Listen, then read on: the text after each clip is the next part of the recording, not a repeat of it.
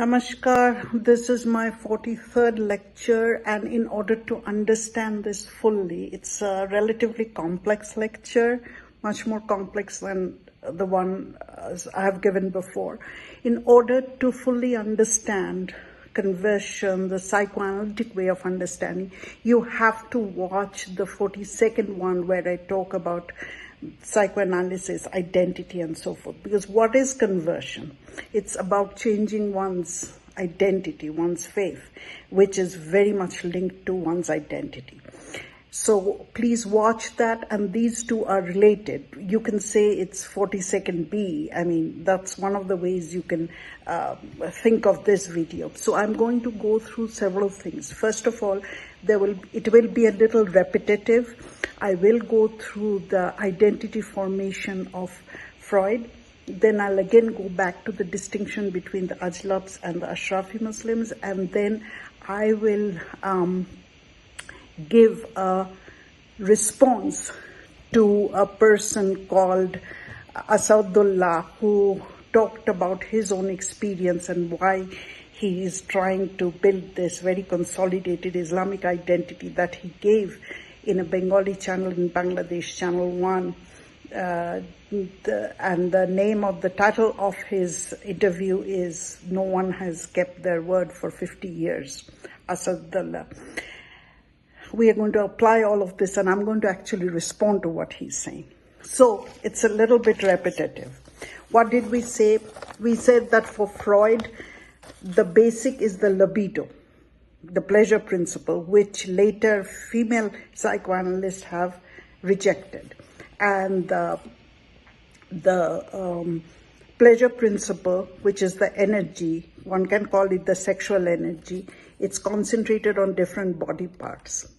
Oral, then anal, and then genital, and through the castration complex, the identity develops. These are all diffused identities. They are not consolidated. But the interesting thing about consolidated identity is that when one identifies as a male, that is the consolidated identity. The female identity in Freud is not a consolidated identity. When one identifies as a male, one has to draw boundaries, because if it's infinite, there are no boundaries, then it's not a consolidated identity. So the little boy draws a boundary. He represses his infinite pleasure, his infinite search for pleasure, and his desire for the phallic mother. The mother is fantasy, the fantastic mother. We talked about all of this. So what happens, what is repressed goes into his unconscious, which means that his unconscious still has that desire of the other identity. And his conscious is, I am male, I am the owner of the phallus. For the female, it's different, because she can't have a castration. Her identity cannot develop around castration complex, because she has nothing to be castrated. Because for Freud, everything is around the phallus. She thinks of her little clitoris was the cut-off phallus. And she thinks she has done something wrong, that's why it's been cut off. And she substitutes her original desire, which is the desire for the phallus, the desire for the organ of infinite pleasure, to a desire for baby from father or father substitute. So see, she also has an unconscious. The unconscious is the desire for the phallus. And Freud says the desire for the phallus is the feminine unconscious par excellence. If she cannot subliminate that desire, then there are two options. Either she becomes frigid. Since I cannot have as much pleasure as someone holding the phallus, I won't have any pleasure at all. Or homosexual. I have the phallus, so I don't need it. Father has given me the phallus. But the normal feminine identity will have an unconscious, and of course the conscious mind is the feminine identity, the desire for baby. Similarly, for men, it's also the unconscious is that phallic mother, the infinite, the search for that infinite pleasure. And the conscious mind is, I am the holder of the phallus.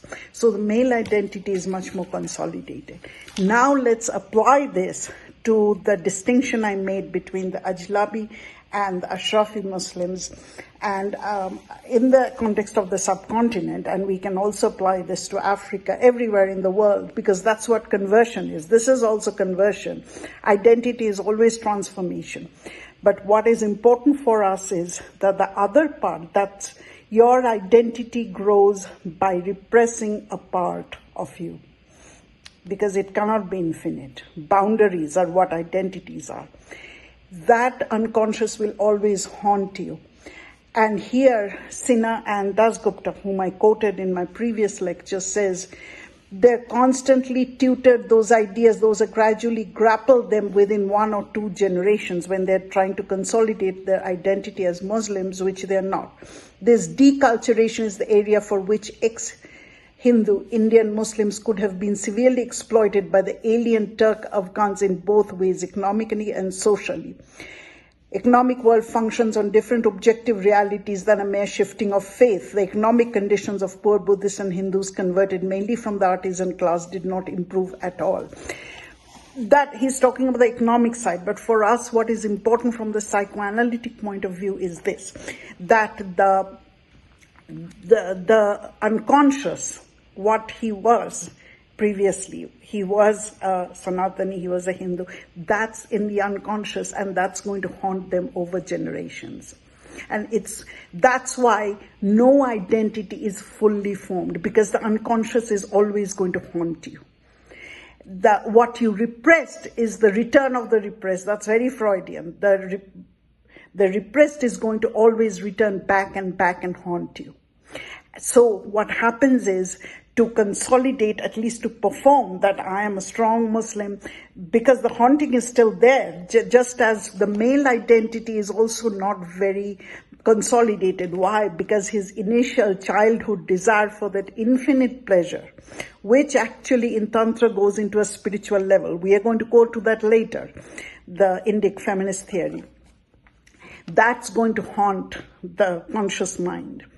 And so the male identity is also not very consolidated. The male identity is also being haunted. Everything you repress, you cannot repress anything because it will come out in a different way. That's what the conversion hysteria, which we talked about in the last lecture, the women repressed and it came out with a physical symptom, which there was no obvious reasons for it, but it's actually the repression.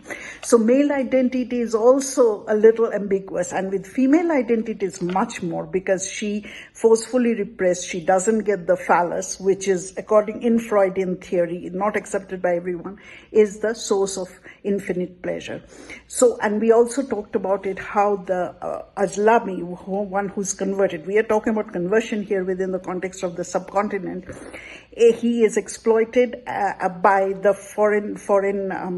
the Turkish Afghan rulers who initially converted them. It doesn't matter how the conversion happened. We are talking about identity here. It can be consent, it can be influence, it can be forced. There are many ways people change their beliefs and so forth. As I said, that Freud's initial theory of childhood seduction, he later, that it comes from outside his desire. So how that happened, whether someone wanted to convert or not, that's a different issue. But our point is that it's going to haunt, because the unconscious is still the Indic unconscious. It's going to come up and it's going to haunt him. Now I'm going to respond to Asadullah in that lecture that he gave, where he's actually saying that his identity as a Muslim, he is a Muslim, he's a Bangladeshi and so forth. And he's trying to say that he has a very consolidated identity. Then he gives all kinds of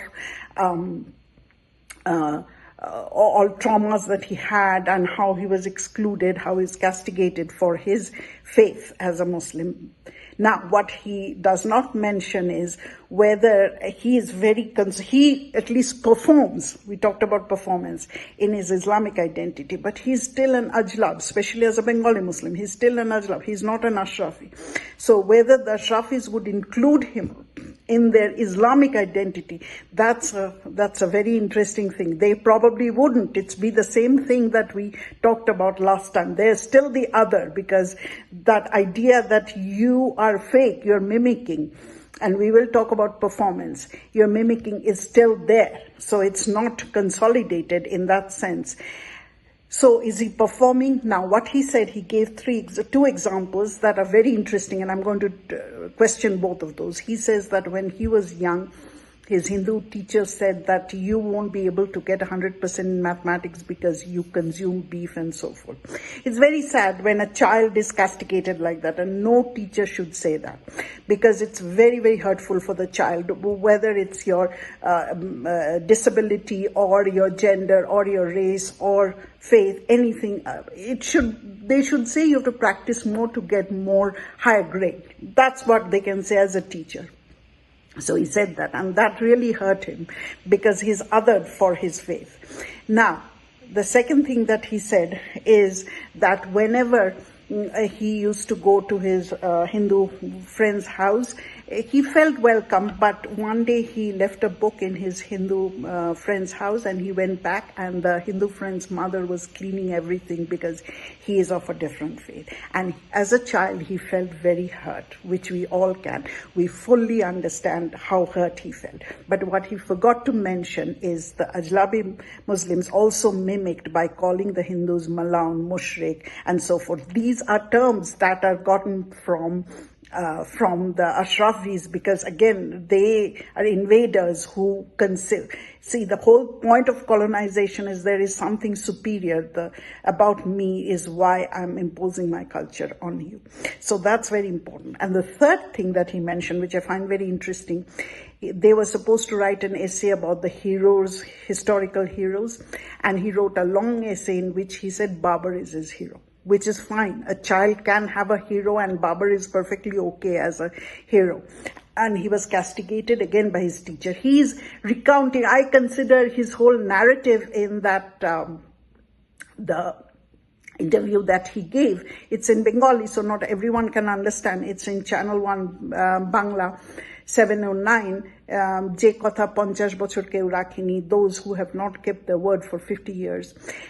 He is saying that he was very hurt because that person didn't consider, he was a Hindu, his teacher, didn't consider Babur in the way that he conceives it. It's possible. First of all, it was very wrong for the teacher to say it in the way. He should have read the entire paper where he wrote other things also. He talked about the Mauryan kings and so forth. But what this guy is not saying is Babur is still, for him too, Babur is an outsider whom he idealized. I idealize Socrates. Socrates is not an Indic person. He is, from what we know, he was Greek. That's okay. A child can idealize anything.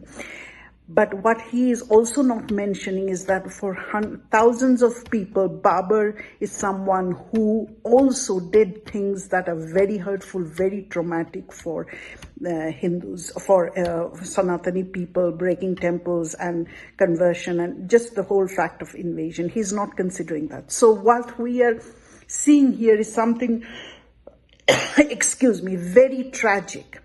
There's the trauma of the indigenous Hindu people, which is being encountered by a trauma of the converted people who are Ajlabi.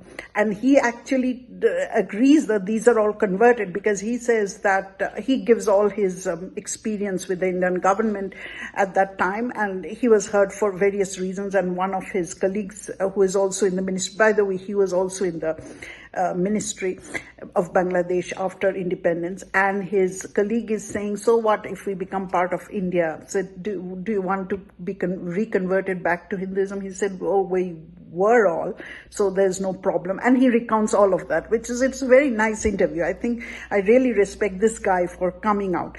But there is a lot of hurt and trauma coming from all his childhood thinking that he's talking about, his experience. But what he's encountering is not an oppressor and an oppressed, two oppressed people who probably both have 5,000 years of culture behind them. They are both encountering trauma in different ways. One who has kept his religion, and one who has, I would not use the word religion, excuse me for that, his identity, and one who has not. So, in that sense, actually, we are all kind of queer. We are all juggling with our different identities, because we all repress a part to get our identity for what we are. When I am saying that I am an American because I have a passport, I am really repressing my culture, my Indic part, which is also pretty sad, pretty traumatic. Then when I'm going back to India, I can be more myself. I don't have to pretend. So we go on performing all of this, and he is not realizing, he is blurting out his sorrow. It looks to me like therapy, as I said. And what he's doing is this trauma of his teacher who said all these things to him which hurt him, and that mother of his friend who was cleaning everything. That trauma and this trauma, they're confronting each other. So how do we deal with that? We are going to slowly unpack all of this, and we are going to bring in queer theory and performance and so forth. But for today's lecture, that is all. Think about all of this. I will be back with the next lecture. Namaskar. Don't forget to subscribe, like, comment, and please donate if you can, so that we can go on giving therapy and make more videos. Thank you.